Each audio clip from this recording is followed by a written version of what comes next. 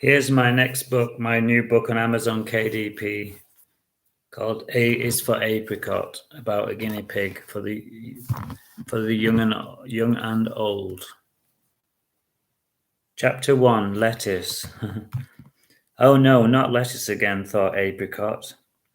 His tummy was still recovering from the last time, but he was so hungry that he knew that he had to eat it. It's better to munch on something dull than nothing at all, he thought, resigned. Apricot was a guinea pig, but he was no ordinary guinea pig.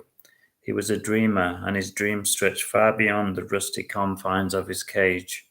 Apricot wanted to see the world, a world he'd only seen before on TV or heard snatches about on his master's crackly radio. He'd seen other guinea pigs, and all they ever wanted to do was to lay in the sun and have their tummies tickled. They loved being lazy. But Apricot enjoyed the sun. He didn't enjoy being tickled. He wanted action and adventure. Other guinea pigs were content to get fat, but Apricot didn't want to be content. He longed for excitement. All of these thoughts ran through his head as he munched on the wet, boring salad.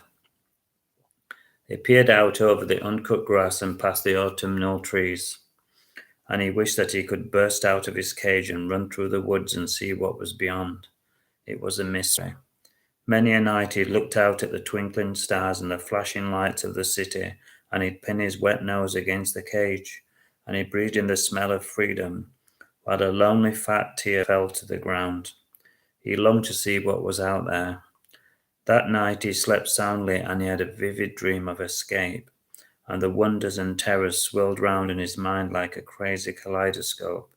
He was then woken by the familiar rattle of his cage, and his master pushed a plate of wet lettuce towards him.